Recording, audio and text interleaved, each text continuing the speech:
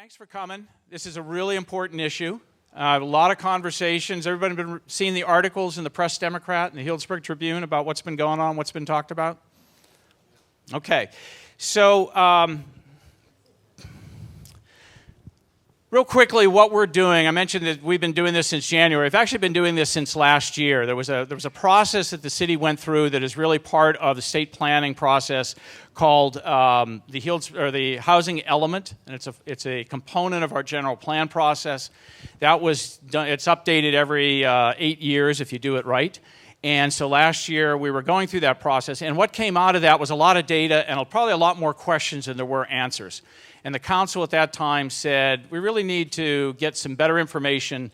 We need to find a way to engage the community in a better conversation about where housing, residents, kinds of housing, affordability, lifestyle, all of those fit into our community and where it should be going. And so in January, we did a council work session, which really talked a little bit about some of the state of housing in Healdsburg and really what's going on nationally and regionally with housing and lifestyles and boomers and millennials and all that. In February, we had 4 professionals that are involved in housing in one way or another, somebody who focuses on a nonprofit that does affordable housing, another one who does sustainable development housing, another one who's an architect who does a lot of affordable housing, and talking about the issues and where trends are going in housing and observations and challenges that they see in Healdsburg, but in the north kind of Bay Area in general, because California, Healdsburg's challenges are not unique to Healdsburg. There may be some variations that make it a little bit more challenging, but it's a California phenomenon in a lot of ways. But then tonight, those were a lot of presentation, a lot of content, and tonight is really for a chance for you to dig in and share what you think. And so we've got some pretty interesting tools and techniques, some exercises that we're going to be doing. It's a fairly long evening, but it's really your evening. And so tonight, your voice matters. So we're going to be doing some old school stuff.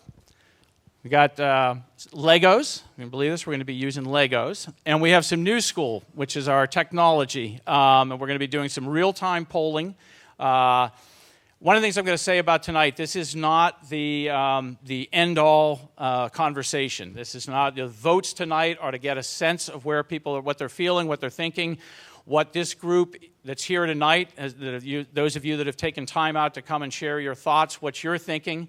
This is not, the final plan, the things that you're going to do with Legos is not the end of the discussion. It's just a bit of a snapshot in time, and more than anything, a way to continue to have a conversation and learn together about the challenges we have, and more importantly, come up together with solutions to maybe solving some of the things that we would like to see changed.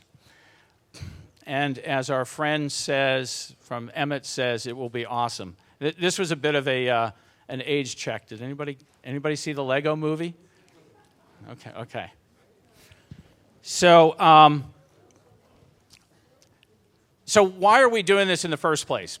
And last time I showed this slide and said, why are we here? And then went through this long monologue about why we were here. And somebody wrote back a question and said, you asked us why we are here, and then you told us the answers. And the reason so I had to change the slide, and I had to say why you were invited.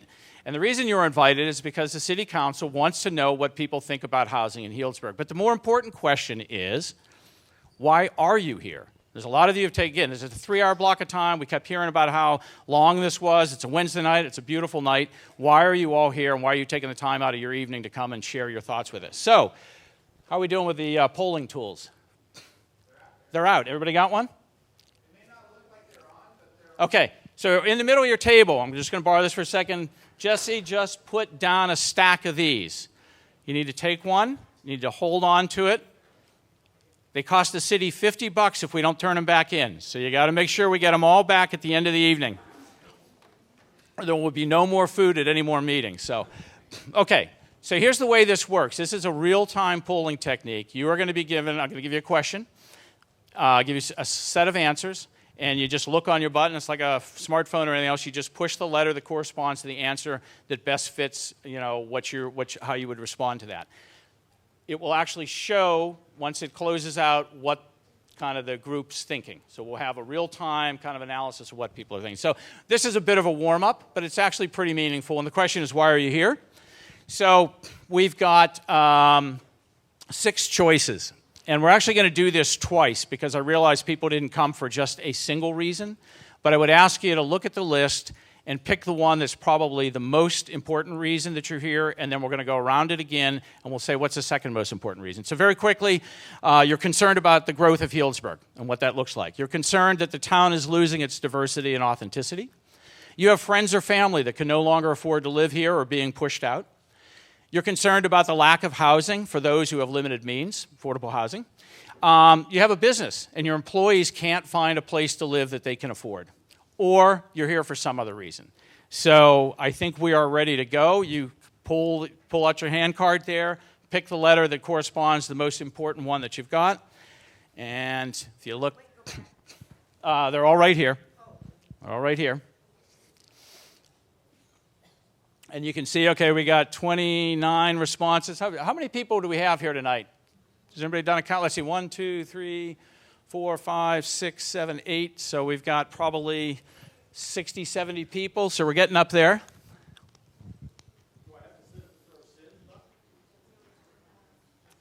Just hit the letter you want.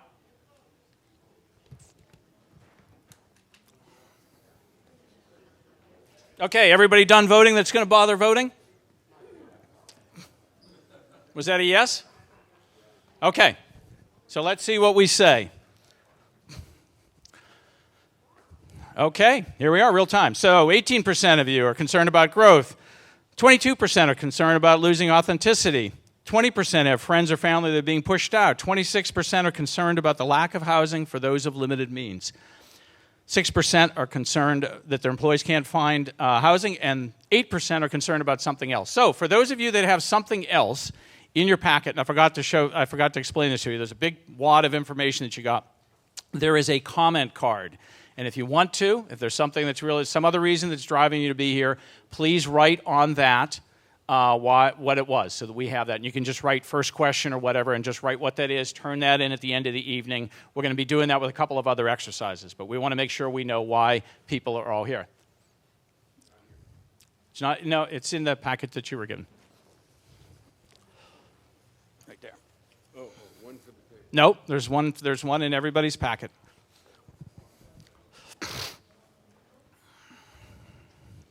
We'll find you one if you. Okay, so let's keep. So we're going to do this again. So that was kind of our, and this data will all be saved. It'll be published, so we'll know what it is. But we're going to go back around the second time. And for those of you that had a second choice, what's the second most important reason why you're here tonight? Okay, go ahead and go.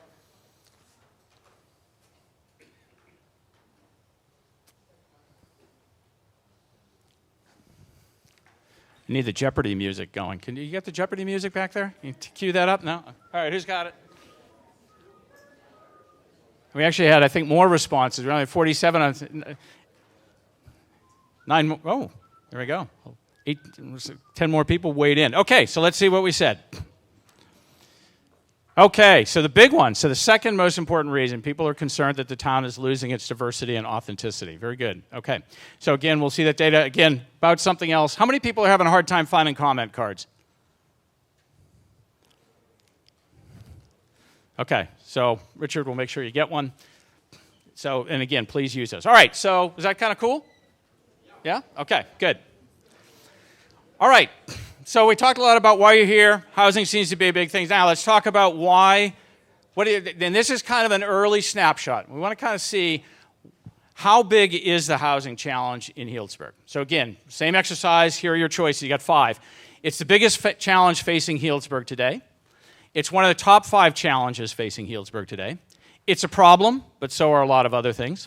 It's a temporary issue that will resolve itself in a few years. It's not the problem everyone makes it out to be. So you know the rules. Hit the button. We'll do a count.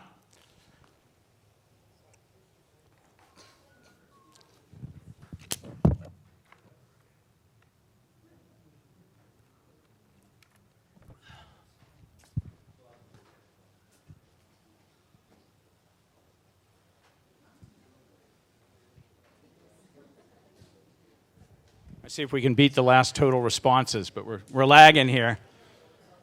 Okay, everybody voted that wants to? Okay.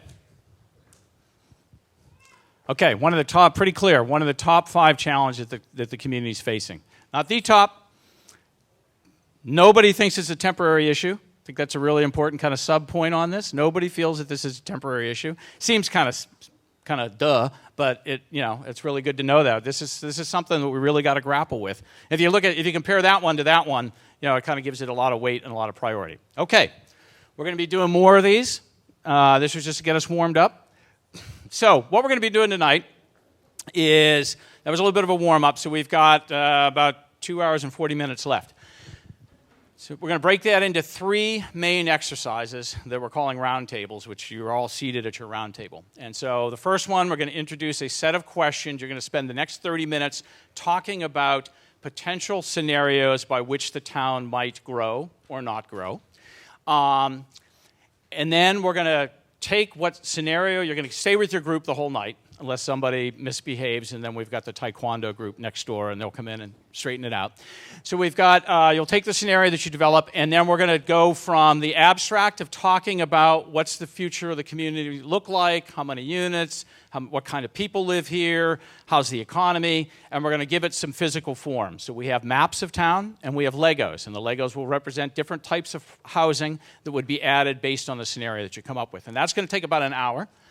And then we're going to come back around, and in the last probably 30 minutes, we're going to have you talk about, look at the plan, the scenario that you've come up with, and say, okay, what are the barriers to realizing the plan that we would like to see?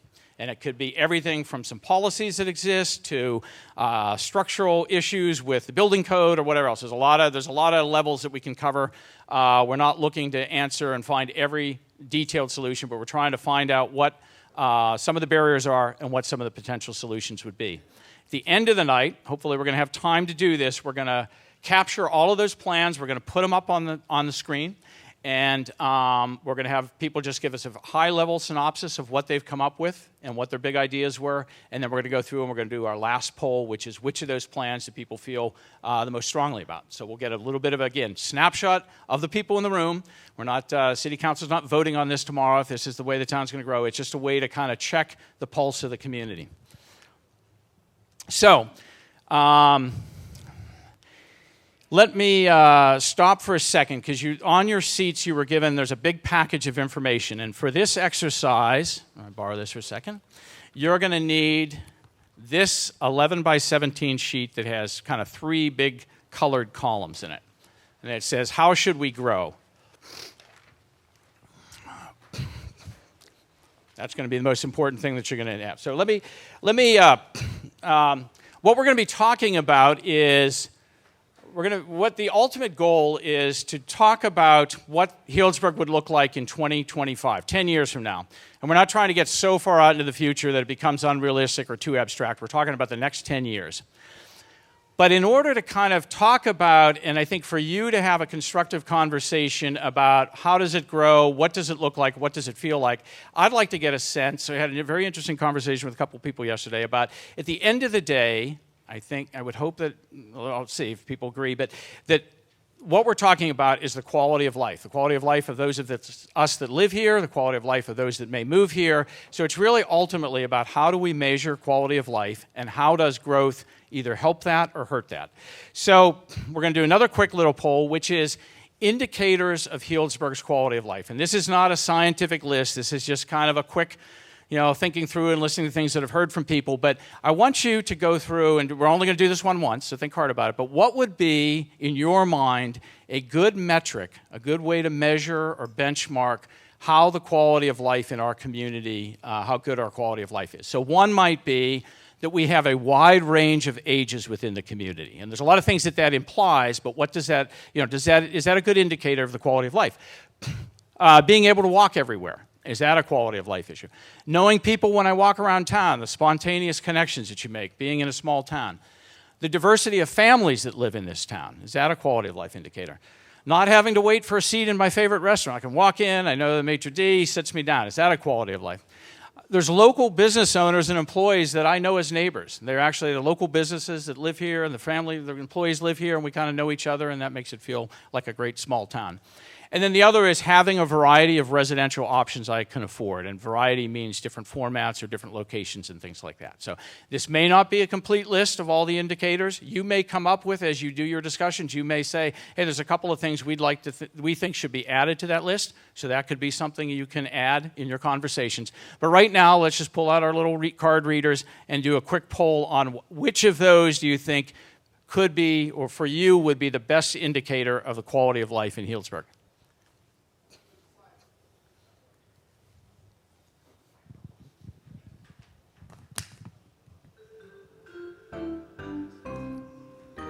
There we go.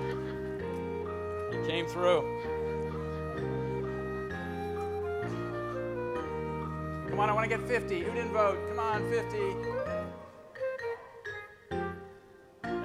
Hey! We good? Wide ranges of ages in our community. So age, the diversity of ages is an indicator of our community. Okay, that's going to be, I think that'll be really important and will be a good benchmark as you talk about your different scenarios, because I think one of the things that came out of the housing element, came out of CHAP, is that Healdsburg actually has a increasing median age, and it's actually above most of the other. I think Sebastopol is the only community in the North Bay that is above ours. So we have and that has all kinds of implications, which you can talk about. But anyways, let's see what the other one is. The second most important one was not having to wait for a seat. No, just kidding. Oh, that's good. That was 0. Diversity of families. So diversity of family, diversity of ages. Really interesting kind of theme going on there. Good. Having a variety of residential products. Well, I think pretty good connection through there, and knowing people when I walk around town. Okay, good stuff. Again, we'll save this. We'll kind of talk about this later. But if anybody's keeping notes at your table, I think this would be a good jumping off point for the next exercise. Okay. So what we're going to do in the how should we grow. Can everybody hear me okay? I realize I'm kind of cutting in and out. A couple of just guideposts, if you will, guardrails in this conversation. Again, we have 30 minutes. First of all, this is not an either-or discussion. It's not do we grow, don't we grow. It's how do we grow. And I just want people to keep that in mind, that it's really, growth is something that we can manage or we can let take its own course, but it's how we go about growing. I think the second thing is it's really important to think globally. One of the things I've heard a lot as we've been going through this process is how can you talk about growth when we have a water problem? Well, growth is inevitable, and if we grow water, greenhouse gases, affordability are not limited to Healdsburg's boundary. So you have to think regionally, you have to think county, you have to think at a watershed level. But if we push, if somebody moves to the country instead of moving to Healdsburg and they stick a straw into the aquifer, that's still a water problem. So is it better to have people locate in a place where the water can be managed and controlled? The other thing is higher density housing uses 50% of the water of traditional housing. So that's another thing to think about. So you have to think a little bit more than what might lie on the surface of some of the issues that seem to be, and when we talk about barriers, that may be one of the barriers, but it's things that can be solved.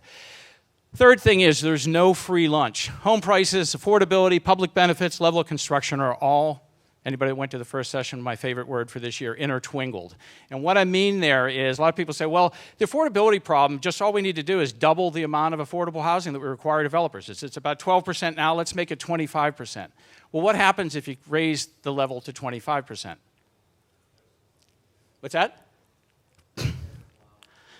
Well, two things happen. First of all, it makes the market rate housing that much more expensive, because instead of spreading that cost over 6 houses, you now add that to 4 houses. So you create a bigger problem than you had before. And the other thing is you basically kind of shut the market down. Santa Fe tried that. They raised their affordable housing to 30% of all new construction and basically froze the market out. Industry has kind of looked at this pretty across the country. 12% in development, 17% payments for affordable housing is kind of the magic number where that tends to work. And so, again, all of this stuff is connected. You may have some other creative ideas, but we wanted you to be visionary but realistic tonight. And the last thing is, this is not the last bite at the apple. We're having a conversation tonight. There's going to be plenty more forums, so there's no reason to dig in heels or kind of draw a line in the sand. This is really to explore and learn from each other and see what we can find out as we go through the evening. So, okay, here's the fun part. Pull out your sheet. So what we've given you is 3 scenarios, and it's measured across a couple of different boundaries. And these are, again, looking at Healdsburg in 2025, 10 years from now. So what you'll see, and you have a much more detailed sheet, so one of the things I would advise your table to do, if you're tired of listening to me, is read them now. But when we first start this exercise, is read through them and make sure you understand the components. And what we tried to cover in those are, first of all, how many new homes are constructed. And you'll see different bands of growth. Stay the course, which basically means we keep everything in place as it is. If we continue the pace of development that's historically been in town, it results in about 175 to 225 units. Directed growth says we change policies and we start to identify places in town that we would like to see developed, and we provide incentives to do that. And by providing those incentives, we get maybe a little bit larger scale development, but we also get greater public benefits. We get the ability to negotiate, as John Warden talked about at the panel session last time. You have the ability to negotiate with the developers for things like workforce housing, additional affordable housing, maybe that arts college that we all talked about during the chat process. I thought that might be a pretty cool addition to town. And then intentional diversity is similar to the last one, except instead of directing and incentivizing housing to locations, it directs it towards different product types that we would like to see. And so it increases the diversity in the mix of town. And then there's a lot of other things about where that might occur, what are the public benefits that get created, what happens to what we've called the large sites. There's a number of large sites that are sitting in town kind of waiting for and trying to figure out how to develop, given some of the constraints that are currently in town, things like the New Forest property, things like Quaker Hill, things like some of the other, there may be not maybe large sites, but gas stations that are sitting fallow along Healdsburg Avenue. And then there's some other things you'll see in there, like what happens to median age, what happens to the economy. So read through all of those. And the idea will be, at the end of this 30 minutes, you will have come up with a scenario that you as a table feel pretty good about. It doesn't have to be one of these 3. These are a starting point. And what you'll do is take this larger sheet that has all the same questions on it, but no answers, and you will fill this out collectively. And it's really important to keep really good notes, because this will feed directly into the next exercise. So I would suggest you ask somebody to be a scribe and be taking good notes. And the goal there is to end up with a scenario, have some fun, give it a name. You know, we gave some names here. But I want to just, we're going to do a quick poll, and we're not going to show the results, and I'll tell you why. We're not being conspiracy theorists here, but I just kind of want to see how things progress through the evening. So we talked about 3. I gave you the highlights of 3 scenarios. Didn't get all the details of that, but just, let me go back here. 3 again, there's kind of the most numbers, the middle numbers, the lowest numbers, largely continuing what we're doing, which would mean single-family homes and increasing prices. This probably gets the most diversity of product and the most affordability, but it's directed towards big sites. This is more a mixture of products, moderate pricing, different benefits that go with each of those. So if you had to vote right now, if you had to take a poll, I'm just curious, just pull out your cards, and we won't be showing these results right now, but I'm just curious if people would take a minute and say which scenario they prefer. Hang on, I've got to pull the card up. Sorry to be quick, but can you go back and maybe just explain a little bit more the difference between the intentional diversity and directed? I can. Question was, can you explain a little bit more between intentional diversity and directed growth? So this one is managing growth, but specifically directing it towards some sites in town that we would like to see developed, because it would take advantage of existing utilities, it would take advantage of transit, it would help promote economic activity in some areas that maybe are fairly quiet or uninvested right now. This one, instead of this directs development spatially. This directs development by type, so the kinds of housing. So if we say we'd like to see more seniors housing, we'd like to see more cottage court, we'll talk about what some of those are, we would incentivize that, but it doesn't matter where it goes. So this one is kind of map-based, and this one is kind of product-based. And again, they're sort of intertwingled, but. Okay, which do you prefer? There we go. Okay, there we go, thank you. Okay.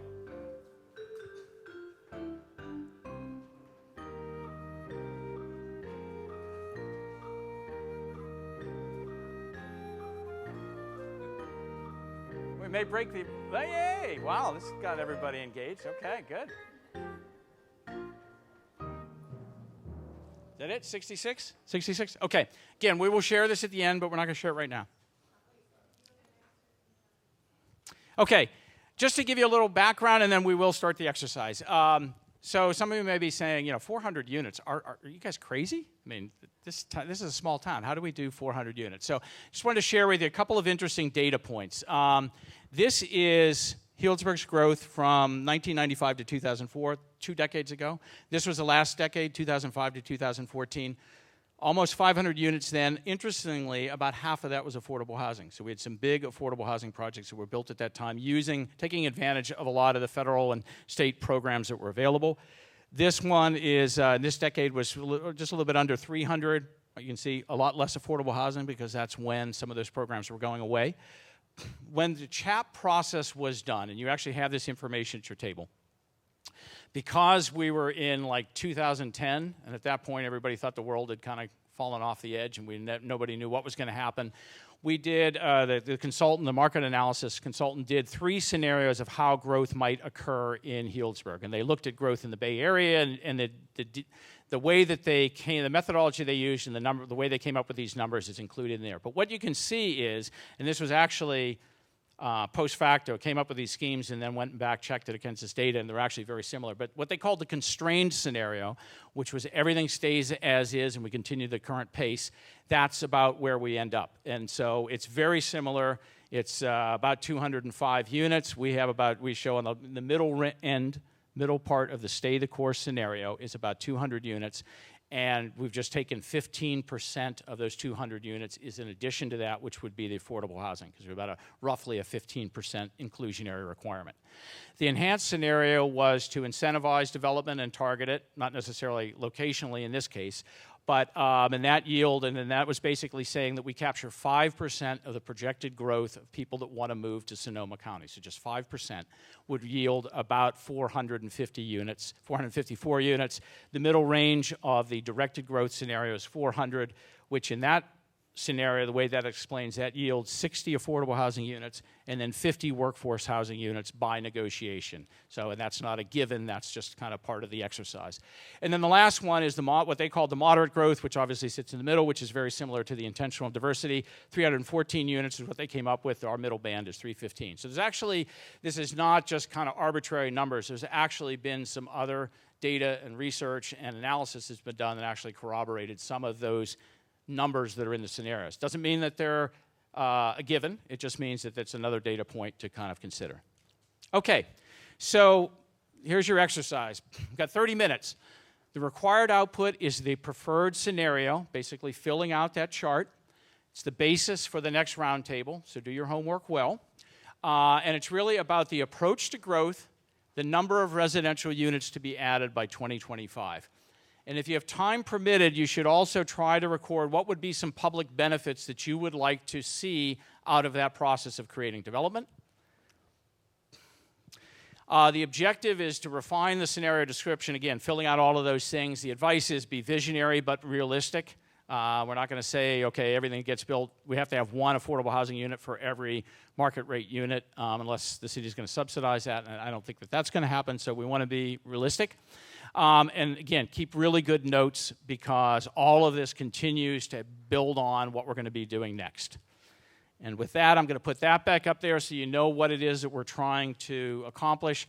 Barbara Nelson, who's the planning director, and I and Jesse, who's the senior planner, are around to answer technical questions. We also have Jeff Scott, Tammy Gass, Dante Love available to just help you with some process questions. So we'll be roaming around, poking our heads into your table, see what's going on. And with that, we're 10 minutes behind, so we're going to go.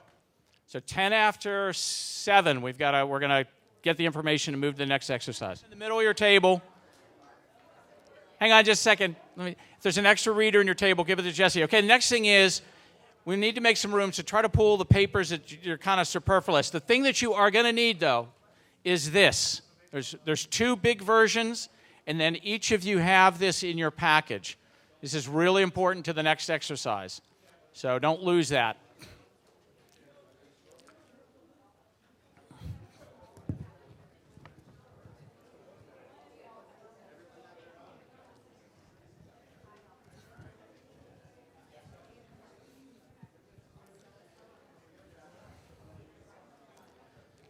Okay, I'm going to give you some instructions for the next exercise, and then you've got an hour to do that. Encourage you to grab some food if you want, if you need a break.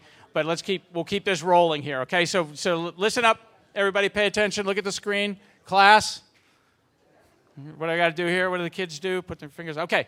So here's what we're going to do now. We're going to take the stuff that you've been talking about off of the large sheet, and we're actually going to put it on a map. And we're going to do that, a map of Healdsburg, and we're going to use color-coded Legos to actually get to, if you got to sort of a number that you think is appropriate in terms of 2025, what that mix is. And the way you get there is this package has 8 different product types in it. Talks about who's it appropriate for, what's the lifestyle like, what are the amenities, what's the typical size. It's not the complete list of everything that could be built, but it's a pretty good cross-section of things that are interesting that are being built out there in the communities around the country. And you'll see down the corner there is a color of the Lego, ties to the Legos that are in the pan, and more importantly, it tells you how many units one Lego equals.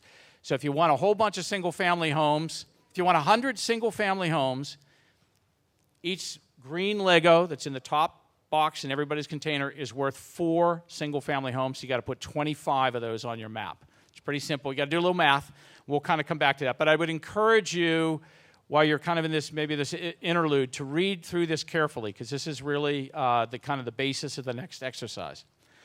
Okay, so what we're going to be doing is mapping out the housing mix to attain your preferred scenario. So you'll be mixing product types to get to the number that you've kind of agreed on, and if it's kind of a band. Where that mix is located within Healdsburg, and then complete the scenario table that you've all started on. Some are further along than others, but by the end of this exercise, I'm sure you'll have it done. And then if you have time permitted, also just write right on the map. We'll have big markers, any benefits, things that you think would be really cool to have. And if you've got like one really big idea, one theme that goes with your scenario, Healdsburg 2025, write that on the map as well. And at the end of the exercise, this is what you will have created. Map, Legos. You don't have to sit there and argue about what happens at the corner of Sherman and Johnson or something like that. It's kind of broken into some big blocks. You'll see them. You all know town. It makes a lot of sense. Yeah. But just kind of see how that'll work. And what we'll do is, and then there's a place on the side where you can write some information, and we'll help you through all that. But that's the goal. So the objective, map your vision, place the kind of housings you want. Now, the thing that I would suggest, there actually are instructions on the table that you might want to read in terms of just a way to tackle this, but I would suggest that you start by talking about the product types first. Make sure you read them, make sure you understand them. If you don't understand what a manor home is, call me over, call one of us over, we'll explain it to you. And then again, keep good notes on what you see. Okay, just a couple more things. Pay attention. Real quickly, and it's very interesting because if you look at the map during your break or when you go get food, look at the map back there. This is what Healdsburg currently has in terms of housing units. We've got 4,900 units, according to the U.S. Census in 2010 or something like that. Actually, the state gave us that number. These are single-family homes. These are attached homes. These are multifamily.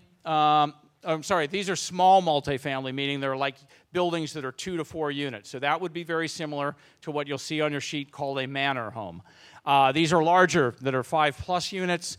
These are single-family attached or duplexes, and then these are mobile homes. So you can kind of see what the mix is, and the question is, do you follow that same pro rata share, or are we going to be intentionally diversifying the mix? Are we going to be, directing the mix, whatever? So do you want to see different product types in there?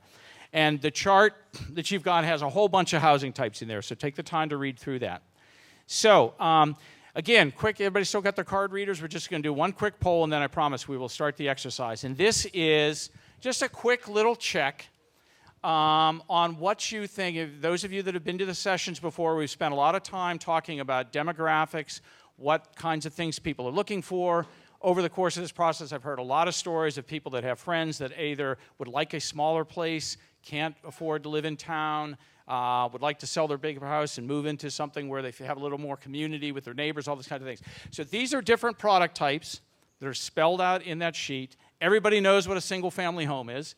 A cottage court are smaller, detached homes around a shared green space, typically 6 of those. There's a really lovely picture in there. A guy up in Seattle, a cottage company, does these all day long, really, really nicely. Paired homes is the kind of new marketing term for duplexes, but really well done, and typically done not just as 2 homes on a lot, but really done in a private courtyard. So you'll see 4 buildings that are paired homes that create 8 units around a little bit of a shared courtyard. Townhomes and row homes are basically 2 stories, have multiple, they share walls. Stacked flats are really the for sale version of apartments, but you might have 2 or 3 story buildings that have individual units of different sizes, 600 to 1,000 square feet, and they can be rented or sold. And then mixed use is the kind of classic version of shops downstairs, residences upstairs. So we're just going to do a real quick poll. This is going to be for you to talk more about, but I just will get a little sense, make sure, see if people kind of see where people are on this. So thinking about what we have in Healdsburg, thinking of that chart that I showed you before, kind of how the things, what do you think we could use more of here in town? So, okay, we're going to do the polling thing.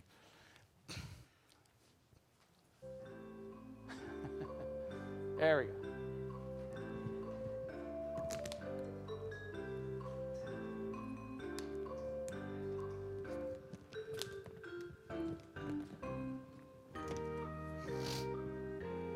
Come on, 60. 59? 59, where are you? 60? There we go, okay. Any others? Stragglers? Okay, here we go. Look at that. Okay, we love cottage courts. Guess everybody knows what it is. All right, single-family homes, 7% think we need more of those. Cottage courts, 32% think we need more of those. Paired homes and duplexes, 13%. Townhomes, 15%. Stacked flats and apartments, 17%. And mixed use, 17%. So pretty good showing. Just an interesting little snapshot in time. Consider that as you have your conversation and go into the next session. Home stretch, here we go. We're going to wrap up this exercise and move on to the last part of it. And so 2 things are going to go on. You're going to continue your discussions as we move to breaking through the barriers. But we're also going to have a group going around and photographing and collecting, well, not just photographing your maps, okay? Think about we're not taking your Legos. I would ask all the extra Legos you have, though, put them in the bin so we can just get to what you came to on there and clear it off so we can get a nice clean photograph. And then also be thinking about who you would like to present your scheme, okay? And you're only going to get like 3 minutes, so it's got to be really clear and really succinct. So who do you want to present your scheme? Okay? Let's see, where's our photographer? Barbara, you doing the photography? Okay. All right, so we're going to do exercise 3. Like before, we're going to just do a few minutes here on a couple of questions and a little bit of background. Table in the middle, listen up. They're being unruly. Okay, here we go. So we're going to talk. Everybody got your card reader still? Hopefully you do. Otherwise, you're going to have to pay $50 when you leave. Okay. All right. So we're going to talk. We're moving now. You spent this time, blue sky, kind of fun, talking about growth, how big, where, all that kind of stuff. Now we're going to talk about how we get there. And we all know there's a lot of challenges. We live in California, and that comes with a lot of great things, but it also comes with a lot of challenges. So we want to spend the next 30 minutes talking about maybe what the challenges are, but more importantly, what are some of the potential solutions we can bring forward as a community to solve the dilemma. So first of all, let's talk a little bit about what those challenges are and really want to understand from you what you think the biggest challenges are. So same kind of thing. Got a couple of options here. You got your card reader. We'll do a quick poll. So what is creating the challenge? And the challenge is housing. We heard a lot about the interest in diversity, so let's say housing and diversity. The first option is a lack of residential options, smaller sizes, different stages of life, meaning products that are more suited to different life stages. If I'm retired and I want the master downstairs versus if I'm a young millennial and I want a loft. Lower maintenance products, lower costs, rental versus ownership. So all is part of the challenge, just that we don't have enough residential options. The second challenge is design and construction regulations make it too difficult to build new homes affordably. Third option, lack of new housing units for rent or sale, coupled with high demand driving those prices up. So supply and demand. There isn't enough out there. A lot of people that want it. Prices just keep going up. D, the growth management ordinance has unintentionally constrained cost-effective development. And we're going to talk a little bit more about this, but this is another option. Another one, important one, the loss of redevelopment funding. Now, how many people know how important redevelopment was in building? Remember that slide I showed with all of those affordable housing units that got built 2 decades ago? A lot of that was because we had a very effective redevelopment agency. The times that we're in, political changes, that no longer exists. So that is an issue that could be part of the challenges. And then the last one is something that's not on this list. And again, if you vote for this, got a comment card, write it down, send it in. So what is creating the housing challenge, diversity challenge that we're talking about? Pull out your readers. Let's go with a vote. Polling is now open.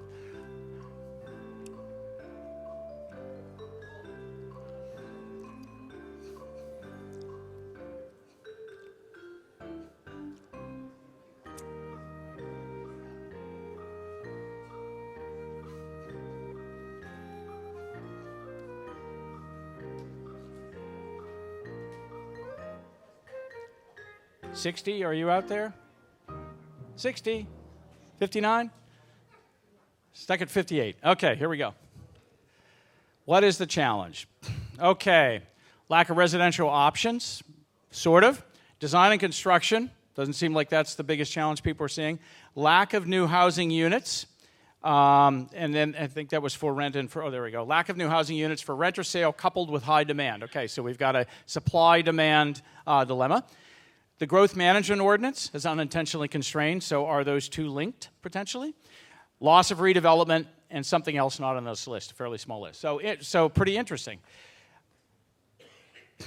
So just kind of park that, carry that forward. So the next session, we're actually going to try and do this in 30 minutes so that everybody seems to be working pretty well. You've probably had a lot of conversation so that we can have enough time to report what you learned in your schemes. What we're going to be talking about this time are program or changes required to realize your scenario. We've organized those into 3 major bins, and those are because those are the likely things, kind of at least a framework by which to have the discussion. The first one is public financing tools. Are there things that could be done through public finance? We'll talk about some of what those might be that would help realize this scheme, and especially if part of your scenario is an increase in affordable housing. The second one is private market incentives. Are there ways to unleash the private market to be able to do things more cost effectively, i.e. building smaller products that are therefore less expensive? Unleash is probably too strong a word. Incentivize or at least help the private market. So we're not looking for big public subsidies. And the last one is potential modifications to the growth management ordinance. Now, that may seem like a fairly targeted bullet. We could have said, changes to public policy or changes to regulations. But as we've been through this process over the last 2 months, there's been a number of kind of conversations, casual conversations.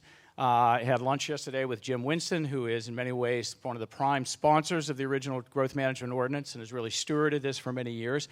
And the conversation was, we've got to quit tiptoeing around this in these public meetings, and we need to put the growth management ordinance kind of on the major table and talk about it openly, like adults. So that's why we've put that up there. And so what I want to do on the next poll, I'm going to do the next poll here. Nope, we're going to do this now. Just to kind of get a snapshot of the group, is what you know about the growth management ordinance. Not whether you think it's a good idea or not, but just what do you know about it. So the first option is I'm very familiar with the GMO, or growth management ordinance, and how it works. The second one is I know about it, and I have some understanding of how it works. The third one is I've heard about it, but I don't really understand it. And the fourth one is Healdsburg has a growth management ordinance? So, okay, polling's open. Hit your readers.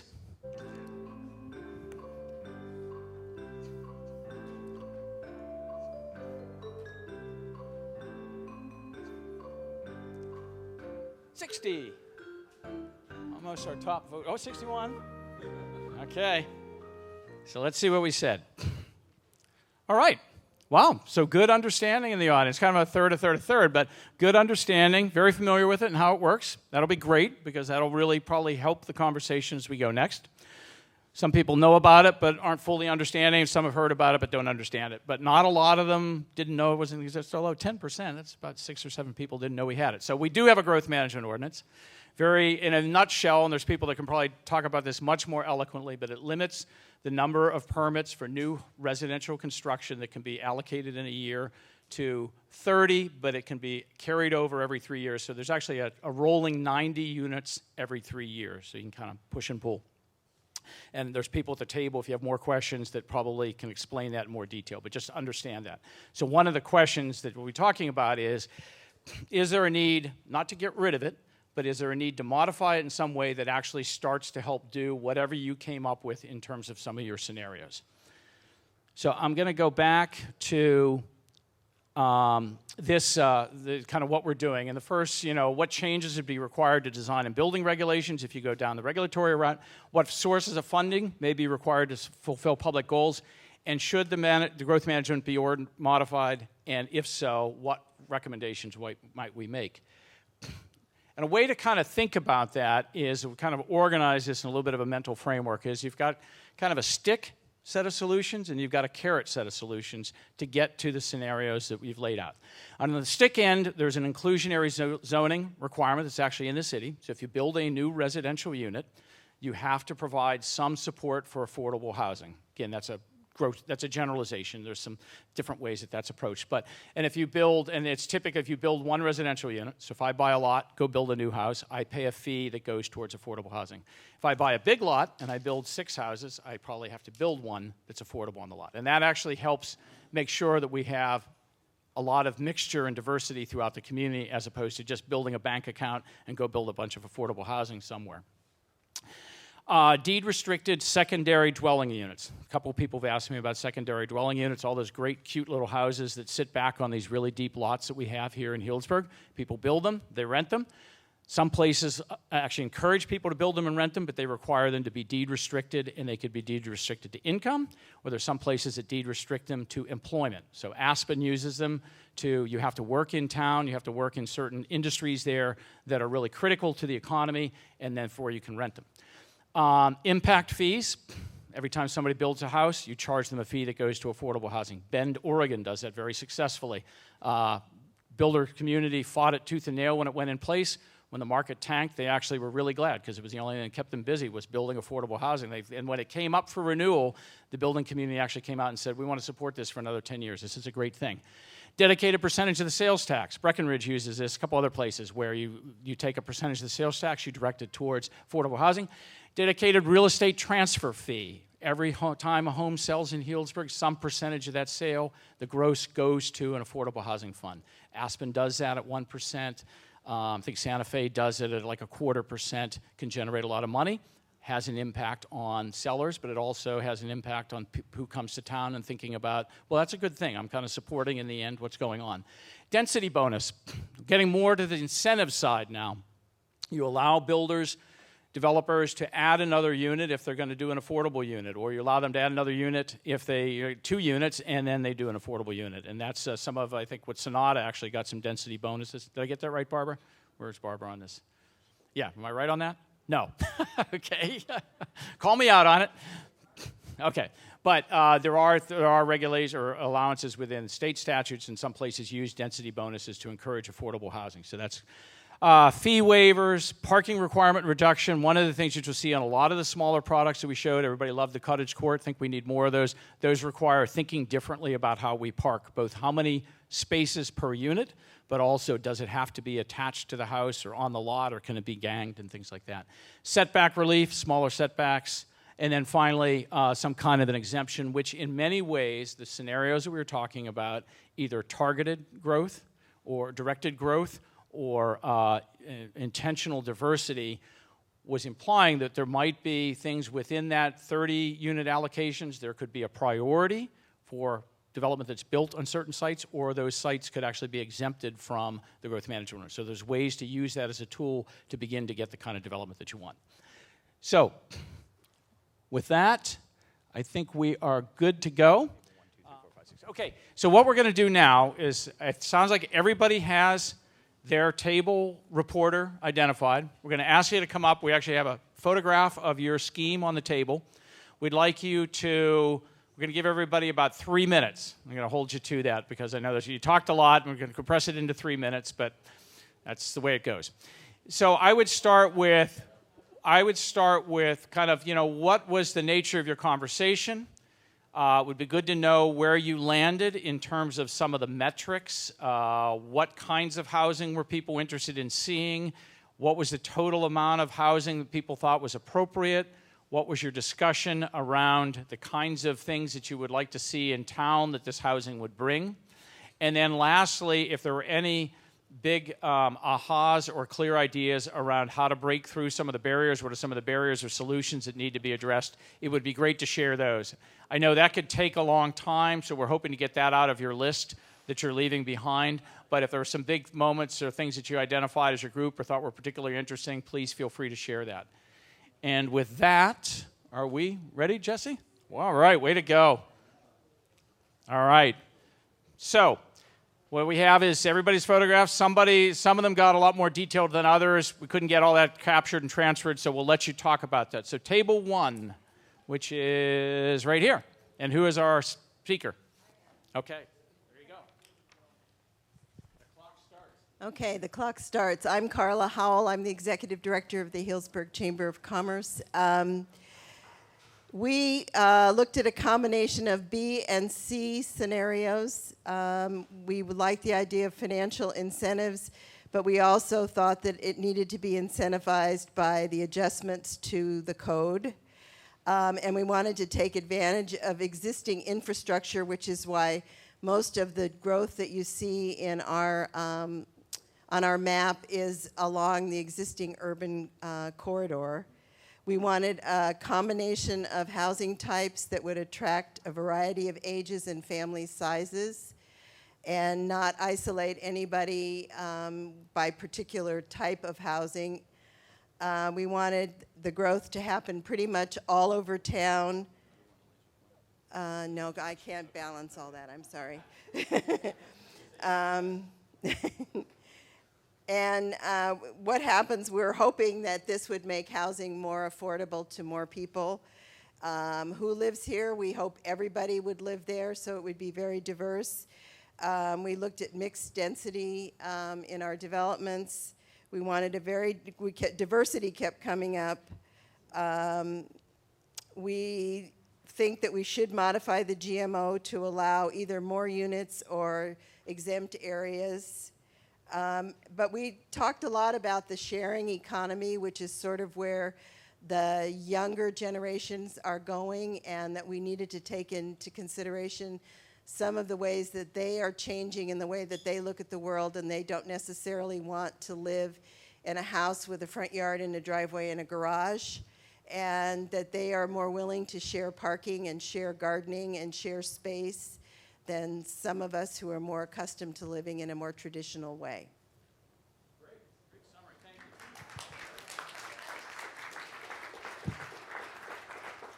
Just real quickly, look at your numbers. So 264, when you've covered, you see all of the products kind of spread across, 40 in the senior, 40 in the apartments, some cottage homes, so it's a good diversity in there, potential diversity. Okay. And that was 1 minute and 45 seconds, so thank you. All right. She just raised the bar. Where's table 2? All right. Okay. Well, so I just scribbling my notes. So if I've missed anything, please jump in and fill in the blanks. A lot of we share the same sensibility as you of having our cake and eating it too, which is a focus on the scenario C, with some specific focus on big projects in this scenario B model, specifically with that arts campus. Also with some up in the Quail Hill area, there's a lot of space available there. But we actually have we relied heavily on mixed use, and particularly around the train station area, which I think one of the comments we had was, boy, that train station better show up.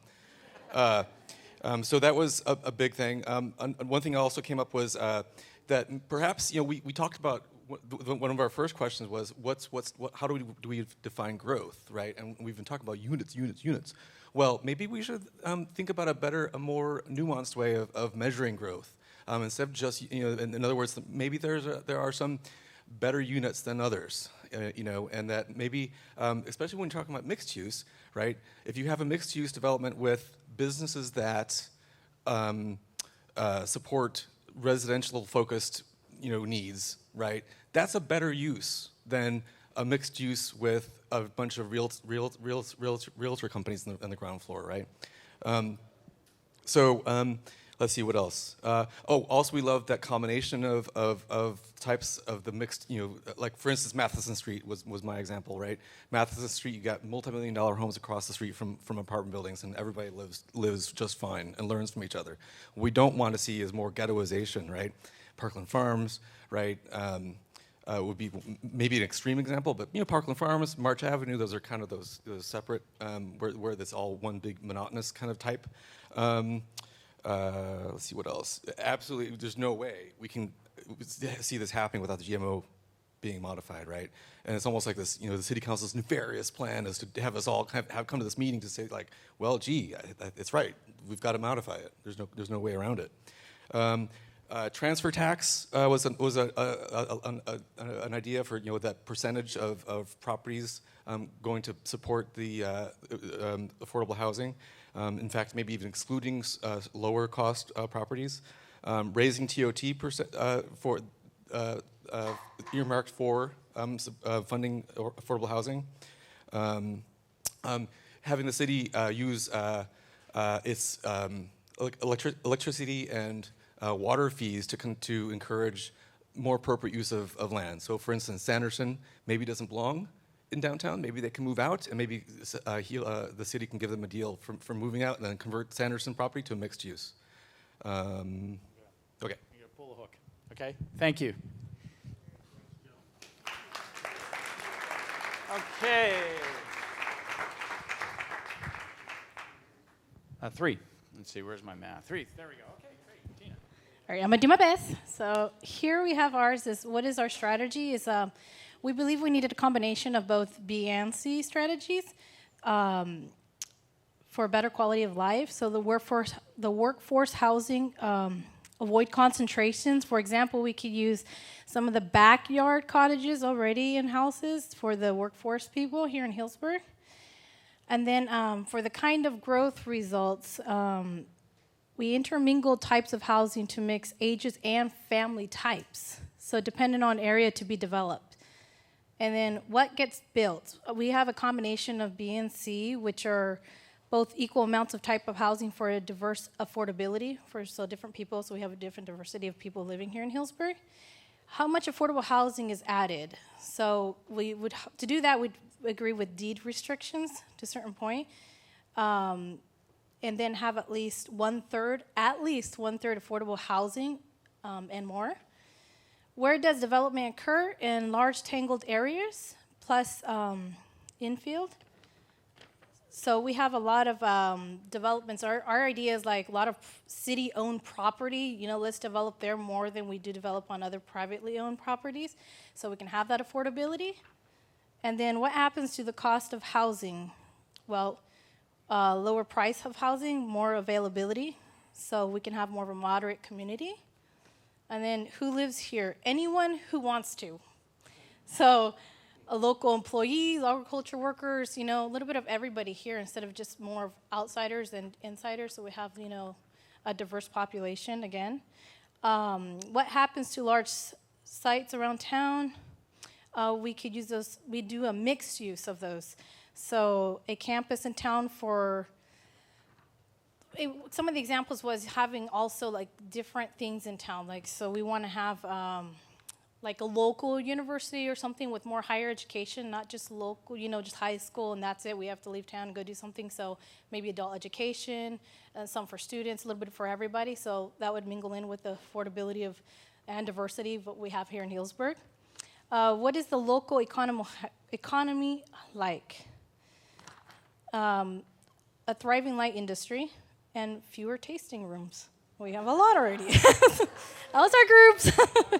Yeah, so. All right.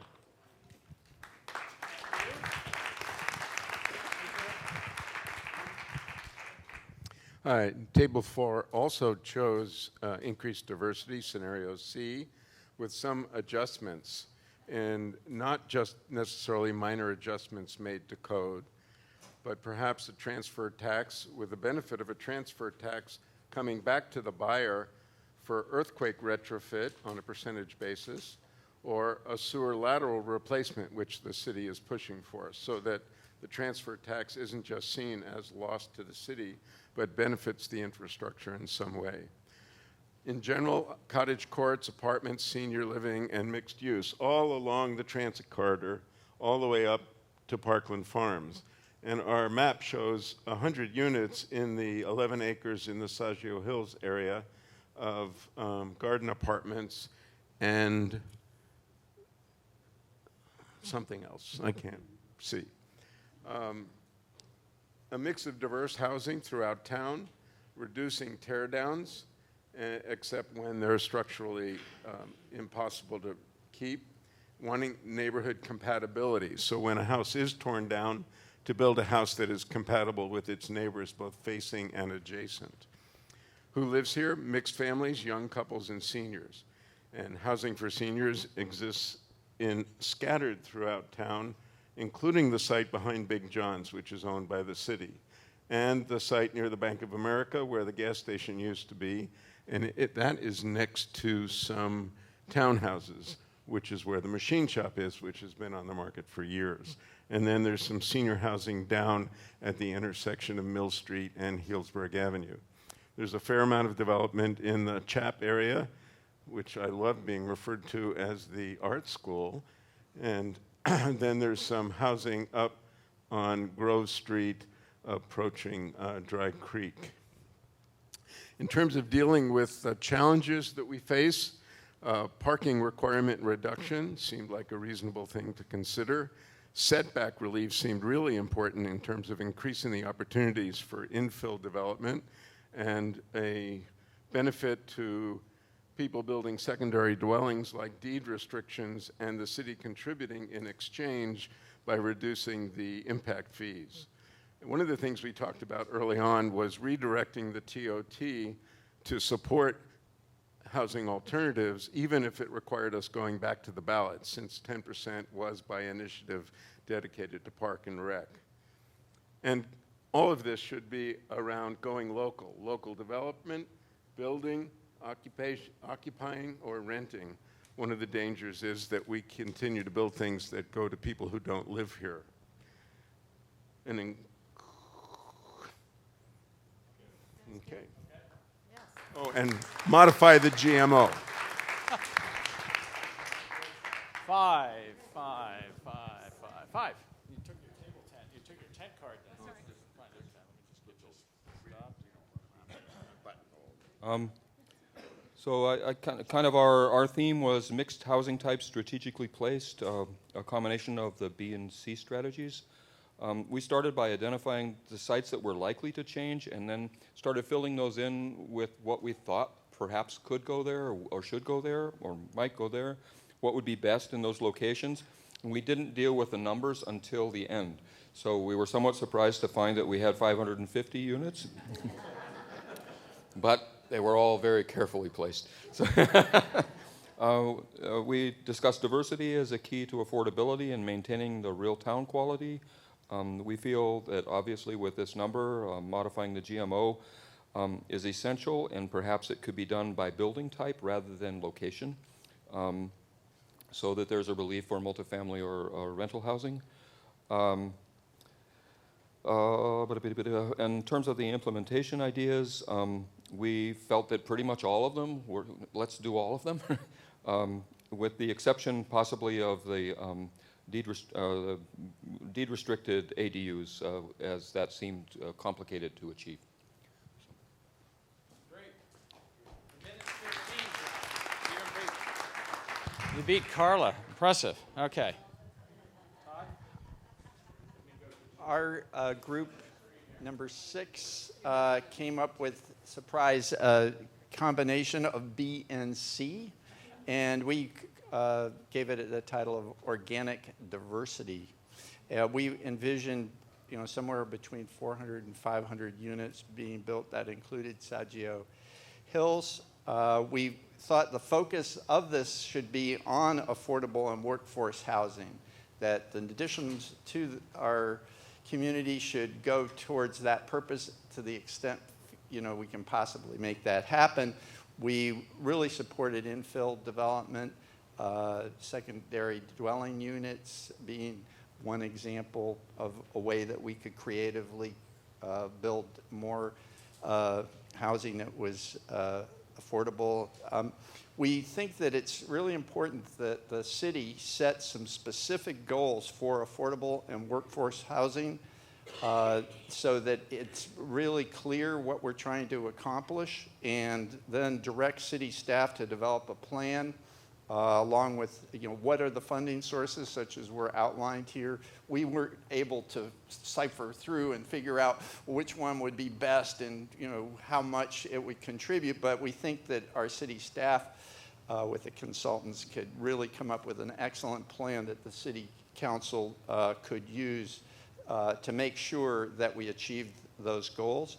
We were totally convinced that diversifying our economy is going to have many benefits for our community, and that something like the fine arts and industrial arts campus or something new that brought a new energy, new people to town, combined with the affordable housing or additional types of housing and mixed-use housing and work-live housing would just provide a whole new dimension to our community. We know the growth management ordinance needs to be modified, so one thing that we seem to agree on here is that the Central Hillsburg area plan areas might be exempted to allow that to be developed, because it is a very special area and we have a plan and we have mechanisms in place to ensure that it is appropriately developed. And then also thinking about exempting multifamily homes from the GMO in order to make sure that we get some of that kind of housing into our community. So that's it.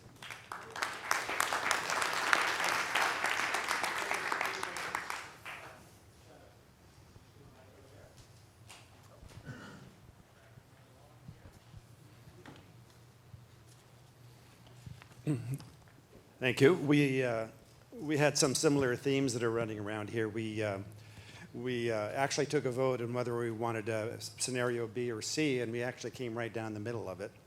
And we liked the idea of both organic growth in neighborhoods, but also very directed building of houses, particularly in the Central Hillsburg planning area.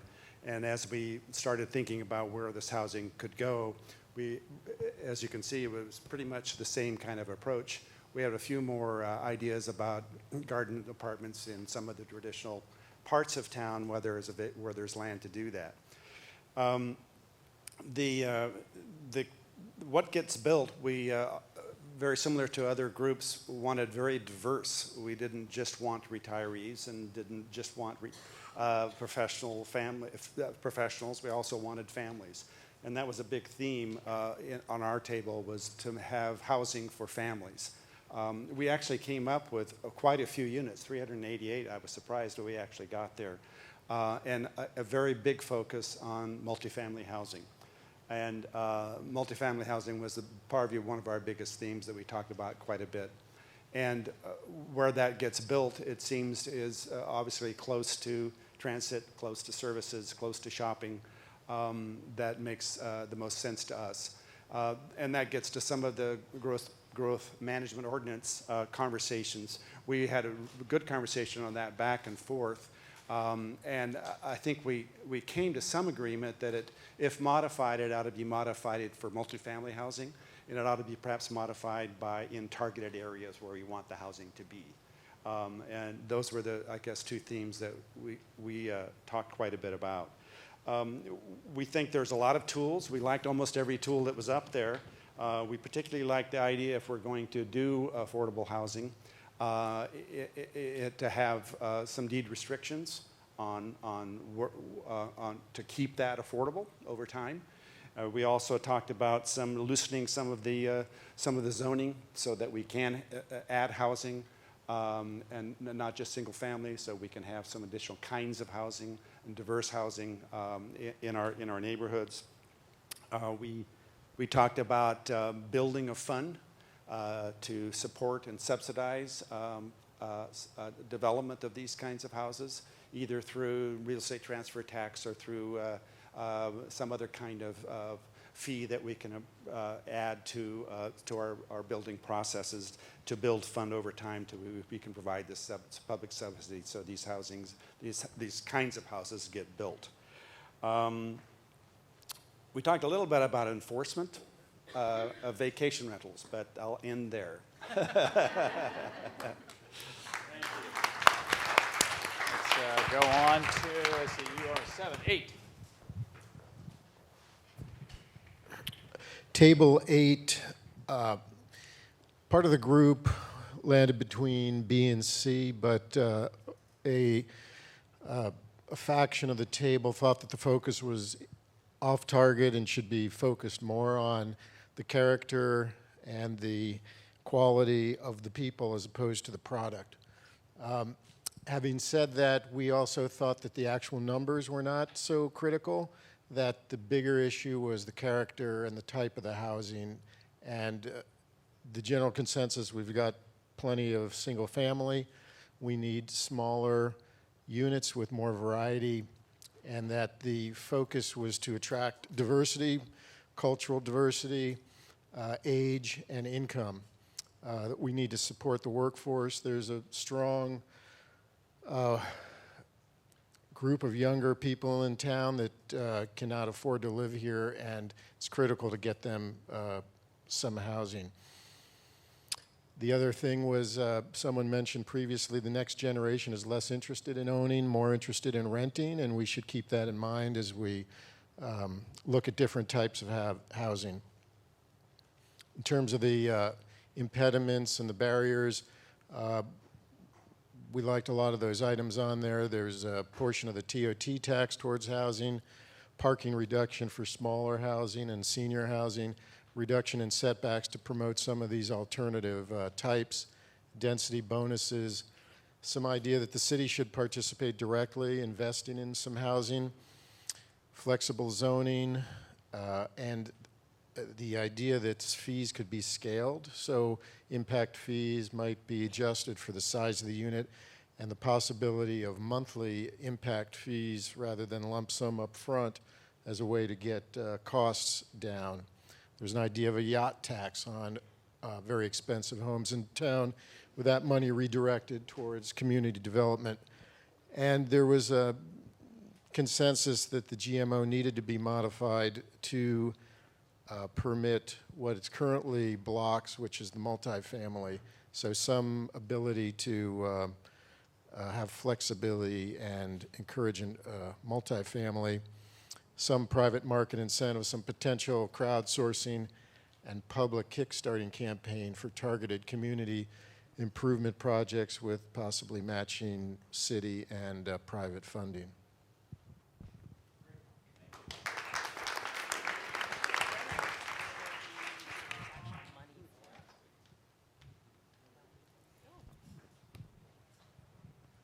Okay, table 9.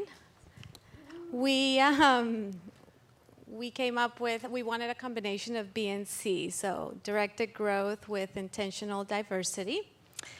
We talked a lot about how we feel like this whole meeting comes about out of the same, everyone wants the same thing, which is protecting our downtown, which is our sacred cow. So we really feel that, I don't even know how to start. We really feel that we need, we need to protect the downtown, but whatever rules we put to the downtown shouldn't go to the rest of the town. That being said, we want more diversity. I'll read directly from here. So more diversity in the housing. So in our little map, we put more of apartments, 200 apartments, 104 mixed-use live-work. What we were envisioning was more town centers. So maybe another town center in the north end of town, so that it's not all concentrated in the downtown. These town centers would serve more of the local people with more affordable restaurants, more retail shops for the locals, and we definitely want more families to come. A lot of the people, like Alan was saying, that work in Healdsburg are younger families, but they can't actually live in Healdsburg. So we definitely want to build more apartments and stuff like that. Let me see here. How to do this? We thought it was important for the city to have some incentives for developers.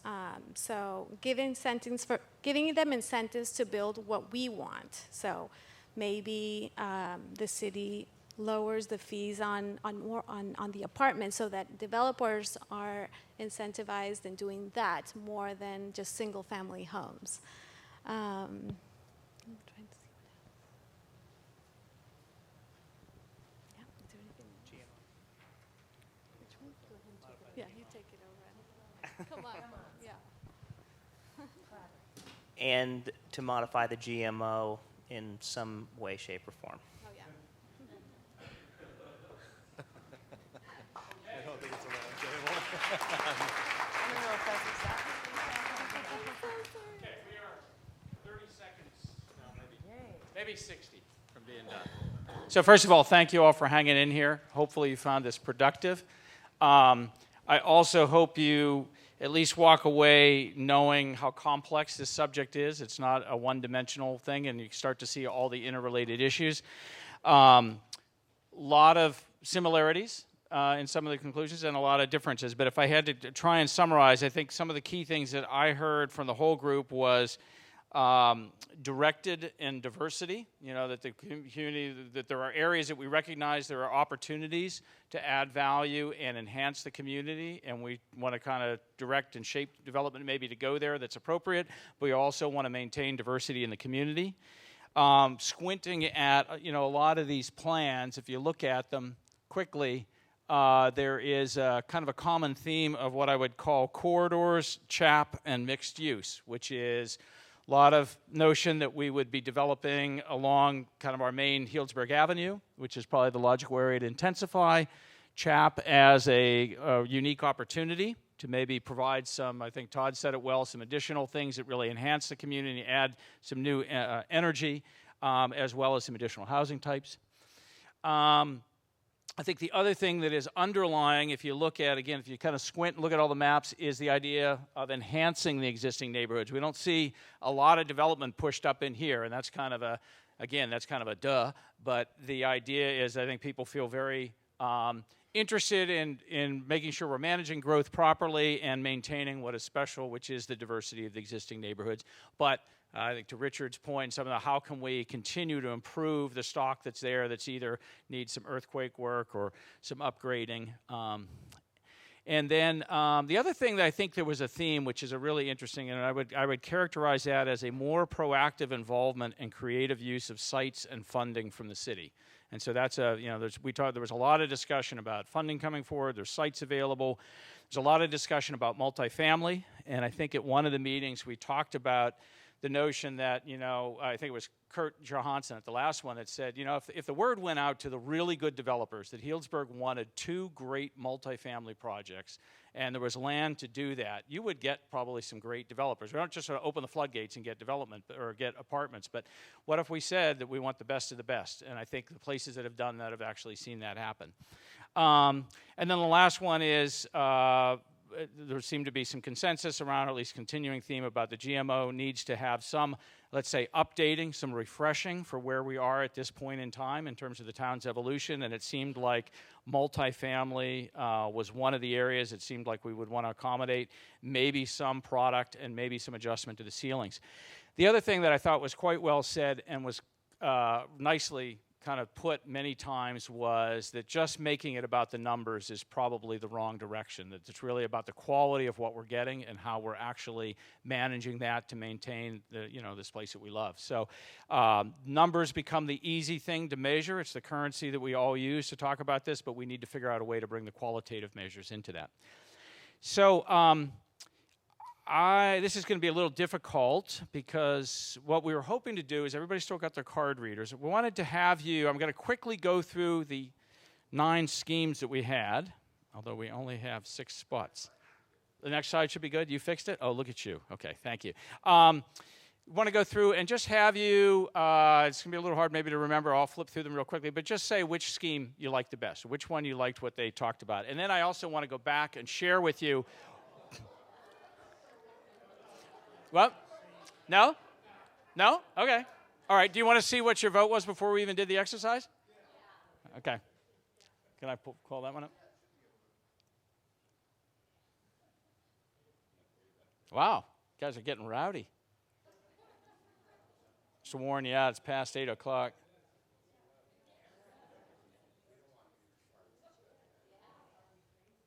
Okay, so how do we get that one back up? Is this it here? Okay. All right, so remember we had the 4 schemes, stay the course. There we go. So when we started, before you all had your conversations, all you had were numbers and a little bit of a description, very brief description. Probably even hadn't had a chance to read them. Directed growth was 50% of where people landed.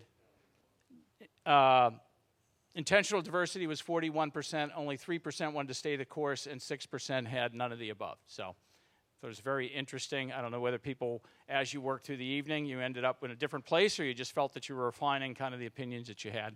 But that's where we started. You know where we ended.